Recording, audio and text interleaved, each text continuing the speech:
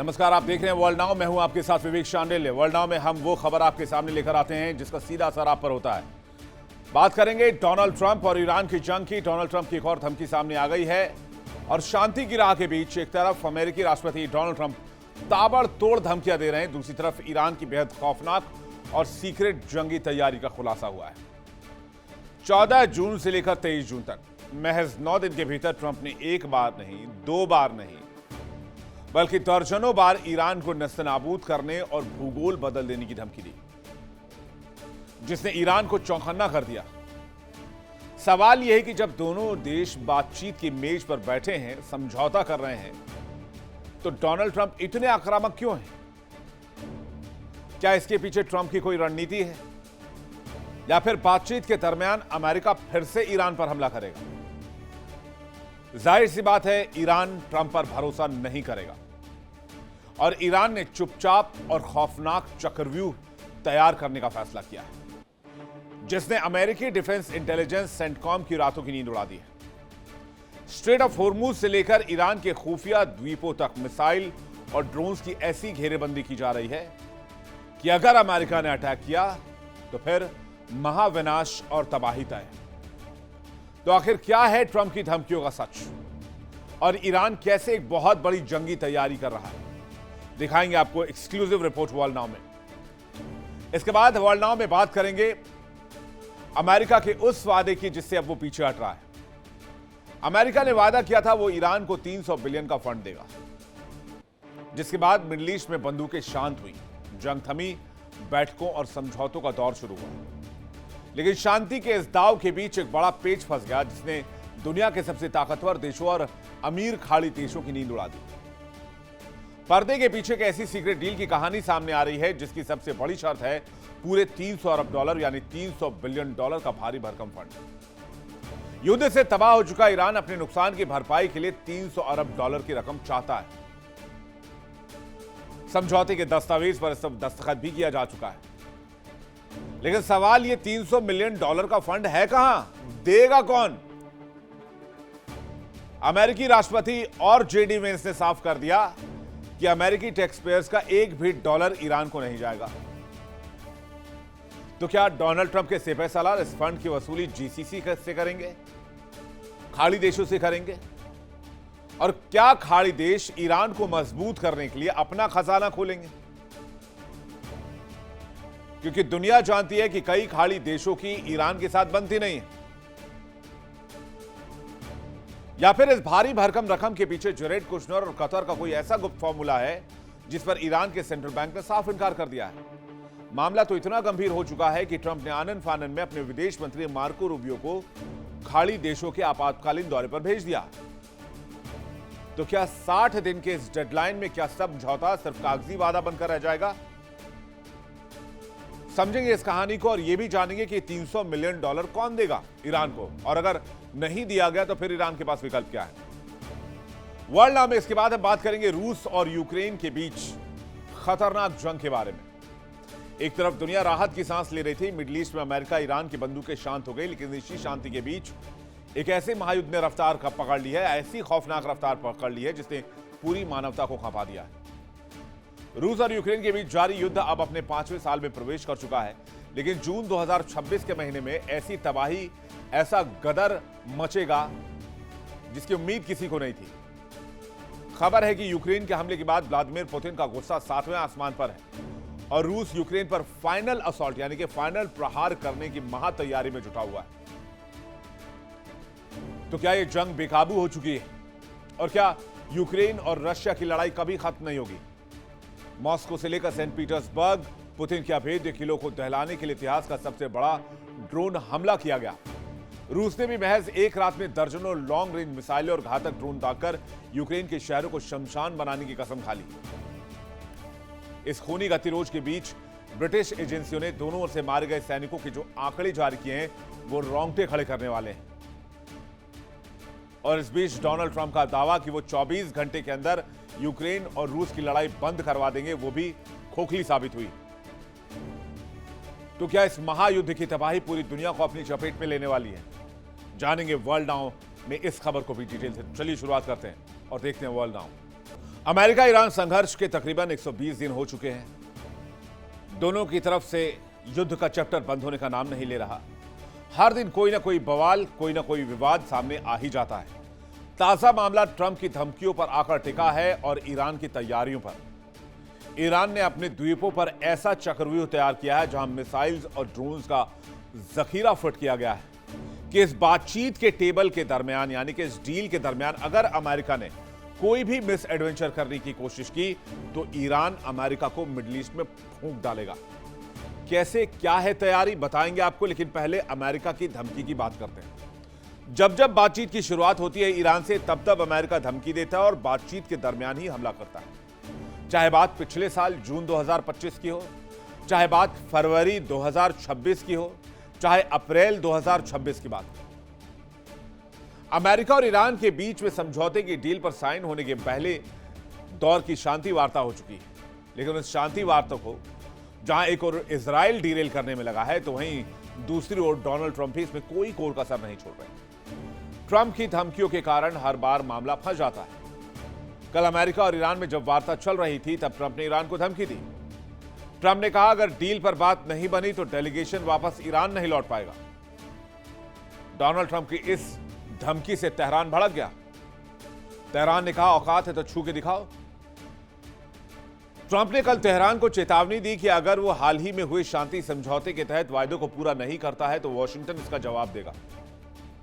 Iran ने कहा हम इंतजार कर रहे हैं, अगर आपको बातचीत नहीं करनी है, जंग के मोर्चे पर आना है, तो ईरान जंग लड़ने के लिए तैयार है। इधर ट्रंप ने पत्रकारों से कहा अगर ईरान अपने समझौते का पालन नहीं करता या ठीक से व्यवहार नहीं करता है तो मुझे जो करना है मैं वो करूंगा। यानी ट्रंप ने फिर से गीदड़ भभकी दे दी। वैसे ट्रंप को धमकीबाज ट्रंप कहें तो भी इसमें कोई गलत बात नहीं है। जिस ईरान को कमजोर करने के लिए ट्रंप ने हमला किया, उस ईरान को डोनाल्ड ट्रंप मजबूत कर रहे हैं। ईरान को $300 मिलियन का फंड देने की तैयारी है। ईरान के ऑयल को 60 दिन के लिए सैंक्शन फ्री कर दिया है। ईरान की फ्रीज संपत्ति को रिलीज करने की तैयारी है। अरे ये कौन सा ईरान झुक गया भाई? ईरान ने तो अमेरिका की खटिया खड़ी कर दी और दुनिया को दिखाने के लिए डोनाल्ड ट्रंप धमकी देते हैं। कैसे देते हैं धमकी, आइए देखते हैं। मैं तारीख के साथ बताता हूं और बहुत लंबी लिस्ट में नहीं जाऊंगा क्योंकि मामला बहुत दूर तक चला जाएगा। 14 जून न्यूक्लियर डस्ट नष्ट करेंगे। ईरान ने कहा धमकी देना बंद करे यूएस, जमीन पर सतह पर आके बातचीत करे। 17 जून डील नहीं तो रुकूंगा नहीं। धमकी के बीच वार्ता पॉसिबल नहीं है, यह कहना था ईरान का। उन्होंने साफ तौर पर कहा कि धमकियों से काम नहीं चलता है। फिर 18 जून को ईरान ने कहा, अमेरिका ने कहा ईरान पर हमला करेंगे। ईरान ने हुर्मुज बंद कर दिया, बोले कर लो हमला, फिर देखते हैं क्या होता है। 20 जून डील नहीं तो हुर्मुज पर कब्जा कर लेंगे। ईरान ने कहा जवाब देने के लिए तैयार बैठे हैं, हिम्मत है तो आकर दिखा दो। 21 जून ईरान को जोर से मारेंगे। तो ईरान ने कहा, ईरान ने ऐसे धमकियों को ईरान तवज्जो नहीं देता है और बातचीत से भी इनकार कर दिया। इवन बातचीत से ईरान वॉकआउट कर गया था। हालांकि बाद में जेडीवान सफाई देते रहे कि ईरान ने वॉकआउट नहीं किया। 22 जून ट्रंप ने कहा मुझे जो करना है वो मैं करूंगा। खबर है कि ईरान ने अपने मिसाइल साइलोज को एक्टिव कर दिया, क्योंकि ईरान को ये जानकारी है कि कहीं ना कहीं डोनाल्ड ट्रंप बातचीत के दरमियान फिर से ईरान को निशाना बना सकते हैं। अब समझना यह है कि आखिर ट्रंप की आदत है बार बार धमकी देने की, आदतन ऐसा करते हैं, या कोई स्ट्रैटेजी है, या वो मिडिल ईस्ट में फिर से जंग चाहते हैं। कहते हैं ट्रंप की धमकी के पीछे कई कारण हैं। पहले ट्रंप की मैक्सिमम प्रेशर प्लस डील की रणनीति। ट्रंप ने बार बार शांति का वादा करने और धमकी बढ़ाने के बीच पलटी मारते रहे। असल में ये जानी पहचानी नीति है, जिसे लाठी भी ना टूटे और सांप भी मर जाए। लेकिन ट्रंप बार बार ये भूल जाते हैं सामने ईरान है। ईरान कोई ऐसा वैसा मुल्क नहीं है। ट्रंप ईरान को संदेश देना चाहते हैं अमेरिका का धैर्य सीमित है, इजराइल को रोकने का दबाव बनाना और घरेलू दर्शकों यानी कि अमेरिकन्स को यह दिखाना कि ट्रंप खुद कमजोर नहीं है, वो फ्रंट से लीड कर रहे हैं, वो बैकफुट पर नहीं है, वो जंग हारे नहीं है। क्योंकि अमेरिका और इजराइल में एक बड़ा परसेप्शन लोगों का यह मानता है कि अमेरिका इजराइल दोनों ये जंग हार चुके हैं। अब वो कहते हैं मरता क्या ना करता। डोनाल्ड ट्रंप के सिर पर मिड टर्म इलेक्शंस हैं। स्थिति यह हो गई है कि ट्रंप अगर कोई धमकी दें तो सीरियस भी नहीं लेता कोई। इसके पीछे की वजह यह है कि ट्रंप इतनी बार धमकी दे चुके हैं कि लोगों को लगने लगा है कि डोनाल्ड ट्रंप सिर्फ धमकी देते हैं, वो बयानवीर हैं। वैसे एक पैटर्न यह भी देखा गया है कि जब 2-3 दिन में दुनिया ट्रंप को भूलने लगती है तो ट्रंप आनन फानन में सोशल मीडिया पर आते हैं, पोस्ट करते हैं, इसके बाद पूरी दुनिया में उनकी चर्चा शुरू हो जाती है। कभी सोशल मीडिया पर टैरिफ की बात करेंगे, कभी ईरान को मिटा देने की बात करेंगे, कभी खुद को जीसस क्राइस्ट बना देंगे। मीडिया रिपोर्ट्स की माने तो ट्रंप ने जंग के दरमियान अब तक करीब 74 बार कहा है कि ईरान के पास परमाणु हथियार नहीं होगा। वैसे ईरान ने पहले ही कहा था कि हमारा परमाणु कार्यक्रम देश के लिए नहीं, एटम बम के लिए नहीं, बल्कि ऊर्जा के लिए है। तो फिर अमेरिका को दिक्कत क्या है? वैसे इतिहास गवाह है कि अमेरिका के अलावा किसी देश ने आज तक परमाणु बम का इस्तेमाल नहीं किया, जबकि विश्व में कुल 9 परमाणु संपन्न देश हैं। चलिए आपको बताते हैं कि बयानवीर ट्रंप जंग के बीच में कितनी बातें दोहरा चुके हैं। परमाणु हथियार कभी नहीं बनाने देंगे ईरान को, 74 बार दोहरा चुके हैं। ईरान के पास कुछ नहीं बचा है, 20 बार दोहरा चुके हैं। ईरानी नेतृत्व तो खत्म हो गया है, 15 बार दोहरा चुके हैं। ईरान से डील होने वाली 38 बार दोहरा चुके हैं। होर्मुज खुलने वाला है, 15 बार दोहरा चुके हैं। ईरान पर बड़ा हमला करेंगे, 30 बार दोहरा चुके हैं। अब आप देख लीजिए कि एक ही बयान को बार बार रिपीट करना, इसका मतलब क्या है? रक्षा जानकार की माने तो ट्रंप आजकल जो धमकी देते हैं उसके जरिए वो चुनावी स्थिति में अपने लिए स्थिति को बैलेंस करना चाह रहे हैं। ट्रंप दिखाना चाह रहे हैं कि वो फ्रंट फुट पर हैं, कमजोर नहीं है, ईरान पर दबाव बना रहे हैं। लेकिन अगर दबाव बनाना ही था तो ईरान से डील क्यों किया? और डील को लेकर ट्रंप, अमेरिका में जो ट्रंप प्रशासन है उसकी थू-थू हो रही है। डील की वजह से ट्रंप को सीनेट में दबाव का सामना करना पड़ रहा है। अमेरिकी कांग्रेस के सांसद ये कह रहे हैं कि ट्रंप ने डील नहीं किया बल्कि ट्रंप ने सरेंडर किया है। उसमें बुराई क्या है? ट्रंप ने सरेंडर किया है। ट्रंप ने क्या अचीव कर लिया इस जंग से? डील को लेकर शांति वार्ता पर गए जेडी वांस ने कहा कि उन्हें पाकिस्तान से प्यार है। इस बात से भी अमेरिकी सांसदों ने ऐतराज जताया। जेडी वांस को घेर लिया। सांसदों ने कहा कि अमेरिका पाकिस्तान के साथ संबंध कैसे ठीक कर सकता है, जिस मुल्क ने लादेन को पनाह दिया। यानी जेडी वांस भी डील के मुद्दे पर घिरते नजर आ रहे हैं। अमेरिकी मीडिया की माने तो ट्रंप डील भी करेंगे और बीच बीच में धमकी भी देते रहेंगे, क्योंकि चुनाव को लेकर उन पर पार्टी का दबाव है। अमेरिकी मीडिया का यहां तक दावा है कि चुनाव से पहले कुछ इलाकों में डोनाल्ड ट्रंप फिर से बमबारी भी कर सकते हैं, ताकि वो बता सके कि ईरान पर दबाव में काम नहीं किया है। अंदर खाने की बात कहें कि वही बम गिराना उनकी मजबूरी थी, ताकि इजराइल और अमेरिकियों को खुश कर सकें, और ऐसा नहीं करेंगे तो मिड टर्म इलेक्शन हाथ से जाएगा। लेकिन अब स्थिति क्या है? ट्रंप तो धमकी दे रहे हैं काम चलाने के लिए, लेकिन दूसरी तरफ है ईरान। उसने क्या किया? उसने जितने भी आइलैंड्स हैं हर जगह अपने हाइपरसोनिक मिसाइल फिट कर दिए और ड्रोन का एक बड़ा जखीरा पहुंचा दिया है। ईरान ट्रंप की एक्टिविटी से भी अवगत है और अमेरिका पर भरोसा करना भी नहीं चाहता। इसलिए ईरान अंदर खाने एक बड़ी जंगी तैयारी में लगा हुआ है। ईरान खामोश नहीं है। ईरान एक तरफ बातचीत कर रहा है तो दूसरी तरफ जंग के लिए खुद को तैयार कर रहा है। ईरान जानता है कि जैसे वार्ता के बीच तनातनी हुई और अमेरिका हमला करने की सोचे तो पलटवार जबरदस्त होना चाहिए। इसके बारे में एक खास तैयारी की गई है। खबर है कि ईरान ने अपने सबसे शानदार मिसाइल सिजिल और खुर्रम शहर को अपने आइलैंड्स पर तैनात कर दिया है और उसको एक्टिव भी कर दिया है। एक मिस एडवेंचर अमेरिका की तरफ से पूरे मिडिल ईस्ट को राख बनाने के लिए काफी है। कहते हैं सभी आइलैंड्स पर जो मिसाइल सिटी बनी है उसमें मिसाइलों की भरपूर तैयारी, बस एक बटन दबाने की देरी है। जैसे ही लॉन्चर से कमांड दिया जाएगा, मिसाइलें अपने टारगेट पर जाकर हमला करेंगी। ईरानी मिसाइलें किस तरह से होर्मुज के आसपास तैनात है, जरा मैप के जरिए अगर हम देखना चाहें तो यह है मैप होर्मुज का। अब आप देख लीजिए, खार्ग से लेकर खार्ग, किश द्वीप, यानी कि इसको आप एक इंपॉर्टेंट लोकेशन कह सकते हैं, सीरी द्वीप, लेसर चुनब, किश्म द्वीप, होर्मुज, लारक, ग्रेटर चुनब, अबू मूसा, ये वो जगहें हैं जहां पर ईरान के स्ट्रेटेजिक असेट्स मौजूद हैं, जहां पर ईरान ने खुर्रम शहर और सेजिल जैसे मिसाइलों को तैनात किया है। यानी यहां पर ना तो किसी देश की दादागिरी चल सकती है और ना ही ईरान के परमिशन के बगैर कोई यहां से बाहर निकल सकता है। तो इस हिसाब से दबोचा है अमेरिका को। अमेरिका यहां टस से मस तक नहीं कर सकता, ओमान की खाड़ी में डेरा डाले बैठा है। और आप समझ सकते हैं कि फारस की खाड़ी में, पर्शियन गल्फ में अभी भी तेल और गैस से लदे जहाज खड़े हैं और ओमान की खाड़ी में अभी भी अमेरिकी युद्धपोत खड़े हैं।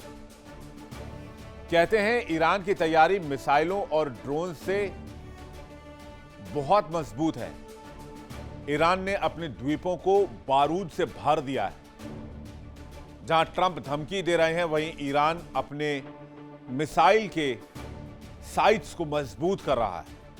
आईआरजीसी ने होर्मुज को एक बहुत बड़ा ऑपरेशनल एरिया बना दिया है। जस्ट बंदरगाह से सेरी द्वीप तक तकरीबन 500 किलोमीटर का दायरा सील कर दिया गया है। समंदर के अंदर सी माइंस हैं, ऊपर ड्रोन्स हैं और आइलैंड पर मिसाइल्स हैं। यूएस सेंटकॉम ने 17 मार्च को ईरानी तट के पास भूमिगत मिसाइल साइलों पर GBU-72 बम गिराए थे, जहां ईरान की क्रूज और एंटी शिप मिसाइलें छिपी हुई थी। लेकिन ईरान का नेटवर्क इतना विस्तृत था, इतना मजबूत था और ये मिसाइल साइलोज ग्रेनाइट की चट्टान के इतने नीचे बनाए गए हैं कि वहां GBU तो छोड़िए, कोई भी बम नहीं पहुंच सकता।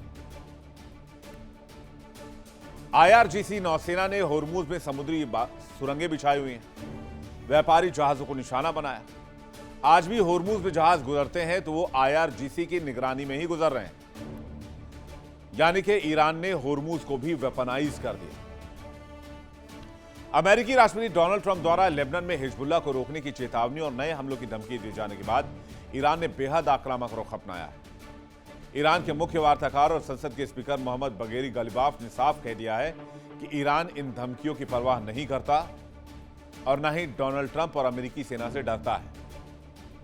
उसकी सेना अमेरिका के किसी भी हमले का करारा जवाब देने के लिए पूरी तरीके से तैयार है। ईरान के अधिकारियों ने चेताया कि अमेरिका को ऐसी धमकियां देने से बचना चाहिए और ईरान के खिलाफ किसी भी दुस्साहस का ईरानी सशस्त्र बल मुंहतोड़ जवाब देगी। ईरानी राष्ट्रपति मसूद पेजेश्कियान ने साफ कर दिया है कि ईरान अपने एनरिच्ड यूरेनियम के अधिकार से पीछे नहीं हटेगा। इसके साथ ही ईरान ने अपने तेल बिक्री पर लगे प्रतिबंधों को हटाने और संपत्ति को अनफ्रीज करने की मांग दोहराई है, जिसे अमेरिका ने मान लिया है, क्योंकि स्विट्जरलैंड में अमेरिका ईरान के बीच बातचीत चल रही है। डोनाल्ड ट्रंप की धमकी के विरोध में ईरानी प्रतिनिधिमंडल बातचीत के दरमियान नाराज बताया जा रहा है। ईरान ने ट्रंप की धमकियों को बातचीत के माहौल के खिलाफ करार दिया है। साथ ही ईरान ने साफ कह दिया है कि जब तक लेबनान पर समाधान नहीं निकलेगा, तब तक दूसरे विषयों पर बातचीत भी मुमकिन नहीं है। तो एक तरफ ट्रंप की धमकी और दूसरी तरफ ईरान की जंग की तैयारी। तो क्या मिडिल ईस्ट में कुछ बड़ा होने वाला है? आइए इसको भी समझने की कोशिश करते हैं। ईरान ने मिसाइल और ड्रोन उत्पादन बढ़ा दिया है। हथियारों का उत्पादन भी ईरान ने बढ़ा दिया है। लंबी दूरी की मिसाइलों पर फोकस कर रहा है। ड्रोन निर्माण को रफ्तार दी है। मुस्तफा ने हथियार प्रोडक्शन बढ़ाने को कहा है। होर्मुज को हथियार बनाने की तैयारी कर ली गई है। होर्मुज के पास सैन्य तैनाती बढ़ा दी गई है। ओमान की खाड़ी में गतिविधियां तेज कर दी गई है और ईरान ने कहा है कि अगर दबाव बढ़ा तो होर्मुज बंद करने में 1 सेकंड भी नहीं लेंगे और अगर सैंक्शन बढ़े तो होर्मुज बंद करने के संकेत रहेंगे। नागरिकों को जंगी ट्रेनिंग दे रहा है। आम नागरिकों को सैन्य प्रशिक्षण दिए जा रहे हैं। जान फिदा बराए ईरान अभियान चलाया जा रहा है। हथियार संचालन की ट्रेनिंग दी जा रही है। युद्ध में सेना की मदद की तैयारी भी है। अमेरिका पर दबाव की रणनीति, क्षेत्रीय देशों से लगातार संपर्क, अमेरिकी ठिकानों पर सवाल, खाड़ी देशों से समर्थन की कोशिश और तनाव कम कराने की मांग। पूरी ईरानी सेना को हाई अलर्ट पर रखा गया है। आईआरजीसी भी पूरी तरीके से सतर्क है। बंदर अब्बास में मॉक ड्रिल कराया जा रहा है। मिसाइल परीक्षण भी लगातार ईरान कर ही रहा है। कुल मिलाकर कहें तो एक तरफ बातचीत की टेबल पर दोनों देश शांति की बात तो कर रहे हैं, लेकिन वहीं सिक्के का दूसरा पहलू यह है कि अमेरिका धमका रहा है, ईरान जंगी तैयारी कर रहा है और वहां इजराइल भी शांत नहीं है। इजराइल ने लेबनान पर हमले लगातार जारी रखे हैं।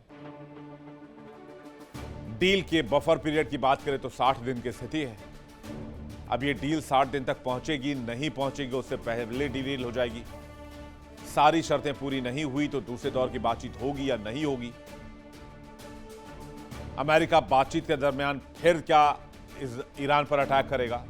क्या इजराइल ईरान पर हमला कर देगा? अगर इजराइल ईरान पर हमला कर देता तो फिर उसका पलटवार क्या होगा? ऐसे कई सवाल हैं जो इस वक्त इस बातचीत, धमकी और ईरान की तैयारी के बीच उठ रहे हैं। अमेरिका ईरान युद्ध में अमेरिका ने और इजराइल ने मिलकर ईरान पर बेतहाशा हमले किए, जिसके एवज में ईरान ने कहा हम बातचीत तो करेंगे, शांति वार्ता तो करेंगे, लेकिन शर्त यह होगी कि जितना नुकसान हुआ है वो भरेगा अमेरिका। बात हुई, ठीक है, 300 अरब डॉलर की फंडिंग को लेकर बात हुई, लेकिन अब डोनाल्ड ट्रंप इससे मुकर रहे हैं। डोनाल्ड ट्रंप कह रहे हैं कि गल्फ कंट्रीज भरे इस पैसे को, क्योंकि हमने ये जंग तो गल्फ देशों के लिए लड़ी। तो सवाल यह है, 300 मिलियन डॉलर की फंडिंग को लेकर जो बातचीत हुई, वो पैसा आएगा कहां से? ये जो जुर्माना, ये भरेगा कौन? और अगर जुर्माना नहीं भरा गया तो ईरान बारूद भरने के लिए तैयार है। मिडिल ईस्ट के युद्ध को खत्म करने वाले समझौते की सबसे बड़ी शर्त यही थी कि ईरान में इंफ्रास्ट्रक्चर पुनर्निर्माण और आर्थिक विकास के लिए 300 अरब डॉलर की फंडिंग होगी। उस समय तो बड़ी शान से बम गिरा रहे थे अमेरिका और इजराइल कि आज हमने ऐतिहासिक पुल गिरा दिया, आज हमने ये सड़क उड़ा दिया, आज हमने वो फ्लाईओवर खत्म कर दिया, आज हमने वो गैस प्लांट तबाह कर दिया, आज हमने वो एक्सप्रेस वे उड़ा दिया। अब ईरान ने कहा इतना उड़ाया है तो अब 300 अरब डॉलर और उड़ाओ और वापस करो। ईरान को हुए नुकसान की भरपाई के लिए वैसे मैं आपको बता दूं, यह रकम काफी कम है, लेकिन फिर भी अभी तक यह साफ नहीं है कि इस भारी भरकम राशि का खर्चा उठाएगा कौन। इस्लामाबाद एमओयू में लिखा गया कि अमेरिका अपने खाड़ी के साझेदारों के साथ मिलकर ईरान के लिए कम से कम 300 अरब डॉलर का एक ठोस इन्वेस्टमेंट करेगा। इस योजना को अंतिम समझौते के साथ 60 दिन के अंदर लागू किया जाएगा और इसकी पहली किश्त पहले ही 10 से 20 दिन में जारी की जाएगी। इसके अलावा अमेरिका सभी जरूरी लाइसेंस, छूट और अनुमतियां भी देगा ताकि पैसे के लेन देन में कोई रुकावट ना आए। स्विफ्ट बैंकिंग सेक्शन लगे हुए हैं ईरान के लिए, उसको भी रिमूव करेगा।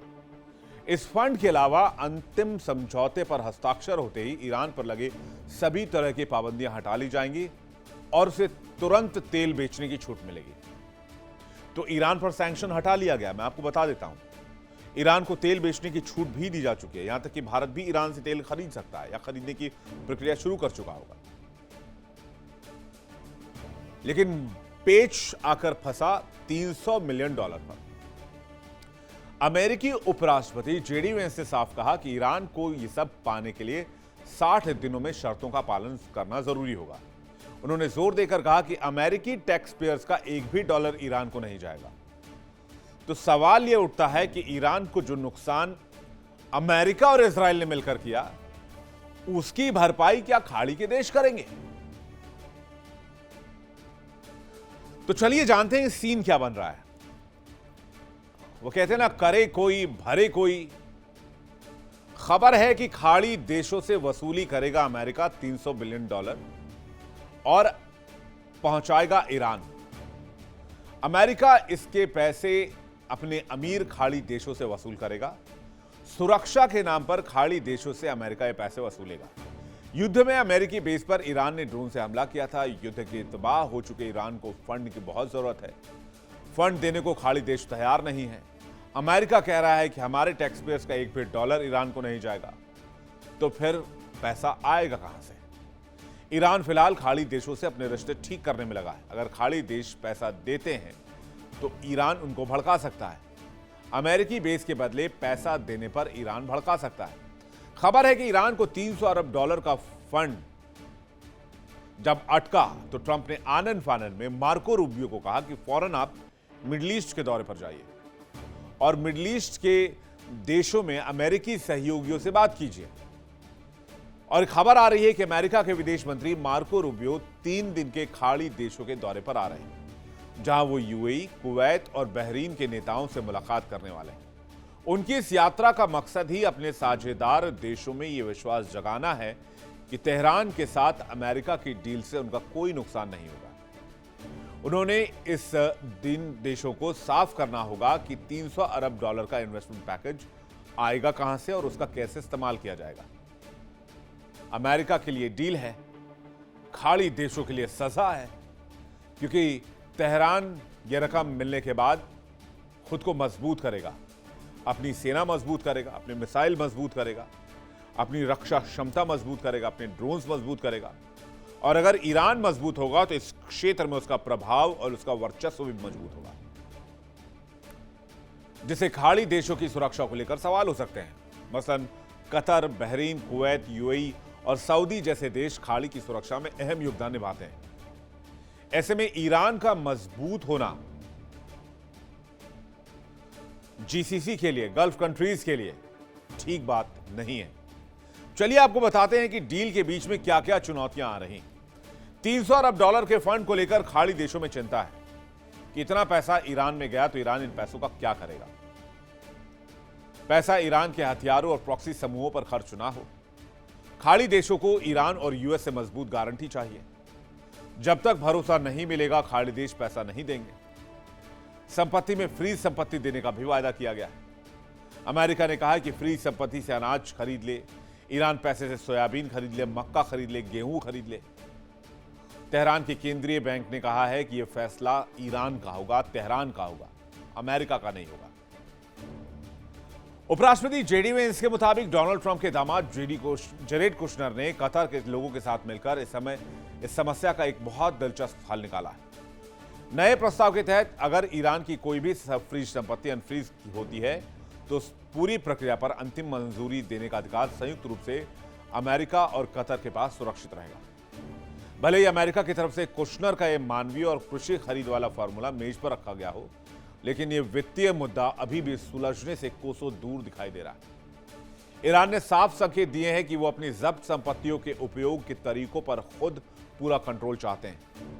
ये नहीं कि अमेरिका कह रहा है ये खरीद लो तो वो भी खरीद लो, उधर पाकिस्तान कल को मुंह उठा के कहे कि भाई तुम हमारे F-16 विमान खरीद लो तो वो भी खरीद लिया, JF थंडर खरीद लो तो वो भी खरीद लिया। ईरान के केंद्रीय बैंक के गवर्नर के मुताबिक फ्रीज किए गए फंड के उपयोग से जुड़े तमाम फैसले अंततः केवल ईरानी अधिकारियों और खामेनेई के मार्गदर्शन में लिया जाएगा। इसके बाद उस अनफ्रीज किए गए पैसे का इस्तेमाल सीधे तौर पर ईरानी जनता के फायदे के लिए किया जाएगा। यह व्यवस्था ईरान को मानवीय और कृषि खरीद के माध्यम से अपनी संपत्ति के एक हिस्से तक पहुंचने की अनुमति देगा। समझौते के 60 दिन की मियाद शुरू हो चुकी है।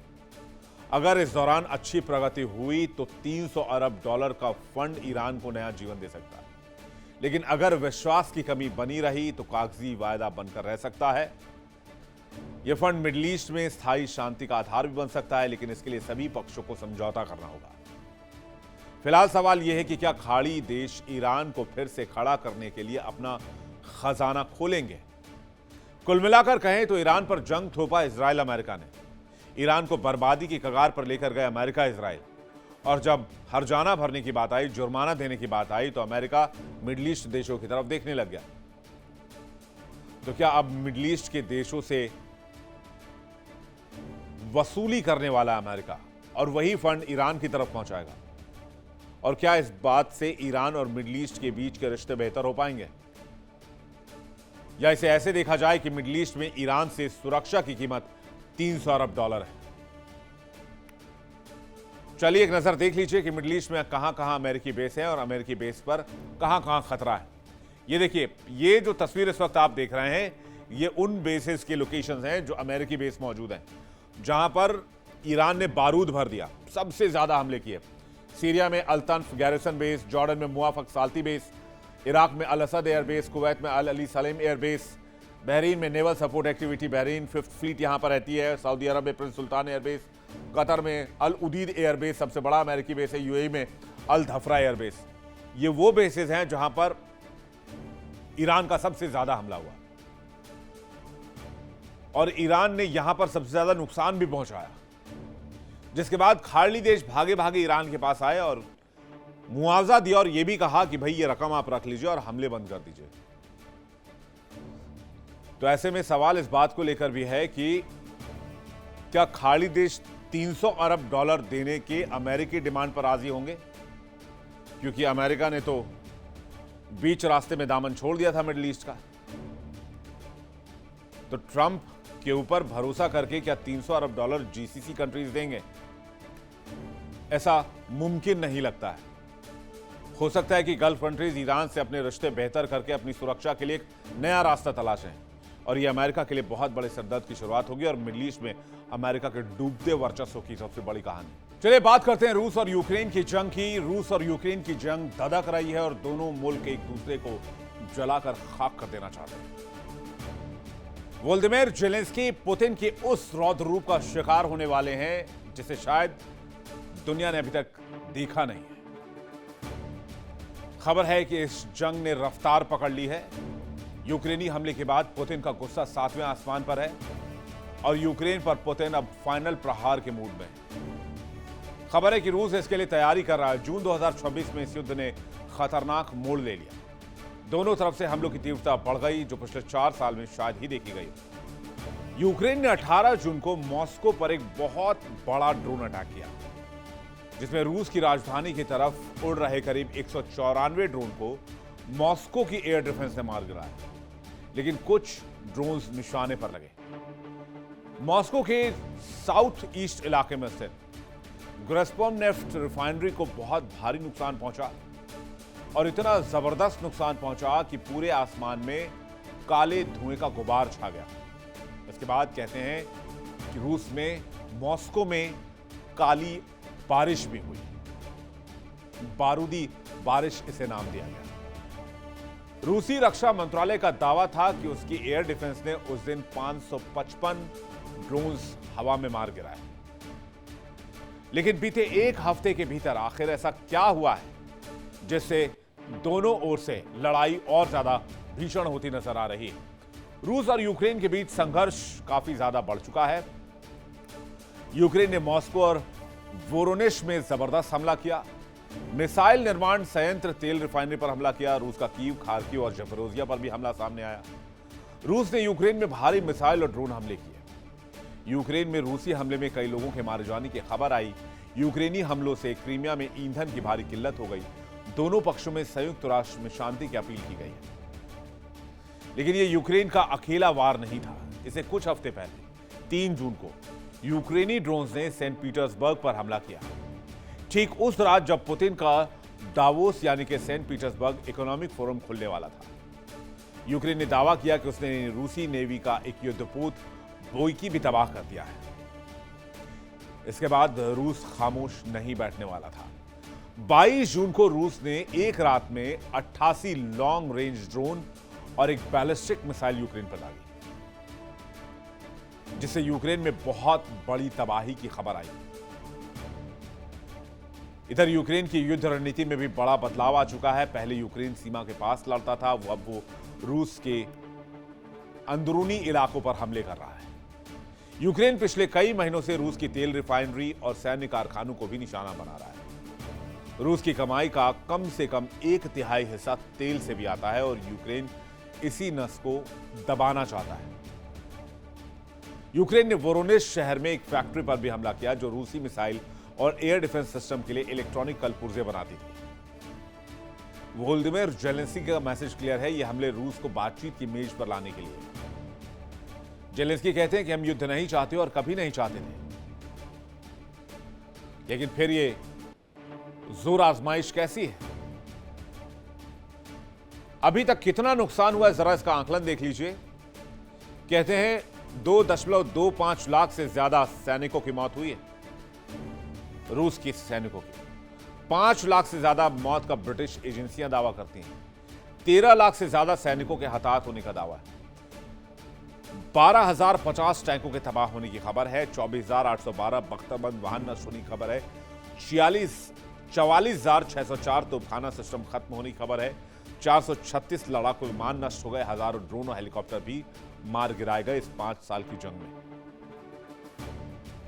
यूक्रेन को अगर नुकसान देखें तो 5 से 6 लाख सैनिक मारे गए हैं। 1 से 1.5 लाख सैनिकों की जो रिजर्व सैनिक होते हैं उनकी मौत हुई है। 96,821 सैनिक लापता बताए जा रहे हैं। कई लाख लोग विस्थापित हुए हैं। कई शहर पूरी तरीके से तबाह हो गए हैं। ऊर्जा ढांचे को भारी नुकसान हुआ है। नागरिक इलाकों पर लगातार हमले हो रहे हैं। अर्थव्यवस्था पर भारी दबाव है। युद्ध की सबसे बड़ी कीमत यूक्रेन की आम जनता ने चुकाई है। रूस की रफ्तार हर प्रमुख आक्रामक में 15 से 70 मीटर प्रतिदिन रही है।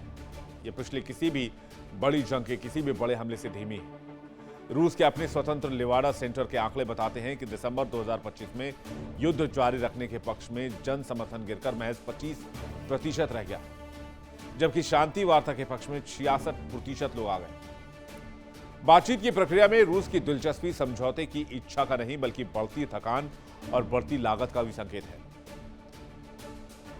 यूक्रेनी विश्लेषक मानते हैं कि 2026 में यह युद्ध पूरी तरह खत्म होने के बजाय एक फ्रोजन कॉन्फ्लिक्ट यानी कि जमी हुई जंग की तरफ बढ़ सकता है, यानी इसे आप एक कोल्ड वॉर भी कह सकते हैं। मॉस्को की कठोर शर्तें और कीव की पुख्ता सुरक्षा गारंटी की मांग आमने सामने खड़ी है।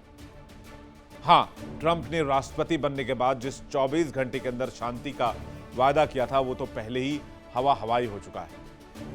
क्रेमलिन ने अमेरिका की 20 सूत्रीय शांति समझौते को सीधे तौर पर खारिज नहीं किया, क्योंकि वो ट्रंप से संबंध खराब नहीं करना चाहते, लेकिन अपनी शर्तें भी क्रेमलिन नहीं छोड़ रहा है। कुल मिलाकर कहें तो इस जंग में अभी तक न तो रूस जीतता दिख रहा है, न यूक्रेन हारता दिख रहा है। बस एक खूनी बदले की कहानी लिखी जा रही है, जिसमें लाखों जिंदगियां सुहा हो रही हैं। यूक्रेन अब रूस को उसके दिल में जाकर दहला रहा है। मॉस्को, सेंट पीटर्सबर्ग, वोरोनिच का कोई भी शहर ले लिए सुरक्षित नहीं है, और रूस हर रात यूक्रेन के घर, अस्पताल, बिजली घर सबको खत्म कर रहा है।